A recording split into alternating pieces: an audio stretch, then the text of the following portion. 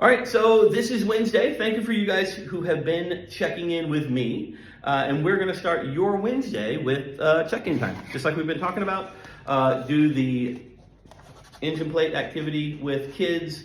Today, as leaders, you're sort of starting to understand how this relates to each of those kids and what's it mean. When they say they're red or blue or some of that kind of stuff, hopefully you're still checking in with your kids as a part of this process so they can learn that this is important because you as their leader are taking time to do it as well. So you're going to do that, and then we're going to do a cool activity today. It's going to creep some of you out. It's going to creep some of your kids out. That's hilarious. If you have kindergartners, this will be super easy. If you have fifth graders, it's going to involve some focus. We're going to do a baby bird game where you feed a gummy worm to the person next to you and someone next to you feeds you a gummy worm. It's weird, you're right, but it's a couple of really important needs as humans that we have: the need to care for others and the need to be cared for by others that we're talking about. So we're going to work on that today. The best way as a leader that you can make this work is to start one person over from you and have them feed you one, and then you can feed somebody else one, so that you sort of validate the process and let them know that you're going to play too. And you can sort of scatter your team leaders around to keep that going in the circle. It seems really strange. Like I said, your kindergartners have been cared for. It's been like a minute since somebody fed them. Your fifth graders are going to be way too old for this. And they're going to believe it's important because you believe it's important. And it ties really well to today's value, which is loved. And so we're going to talk about the fact that we love one another, and that means caring for one another, and that means really thinking about the ways that we treat one another. And we love others because Christ first loved us. And so this is our opportunity to love other people because Jesus loves us. So that's your value for today. You guys are going to talk about that as a part of that gummy worm feeding activity.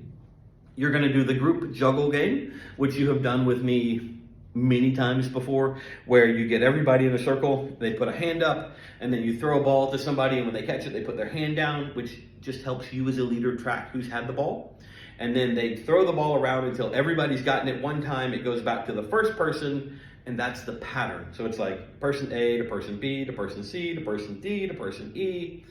And then you're gonna repeat the pattern again, and you're gonna do it two or three times until they sort of know the pattern, know where the ball is coming from, encourage them to throw it gently. This is about succeeding as a team, not pretending you're like the pitcher for the Yankees.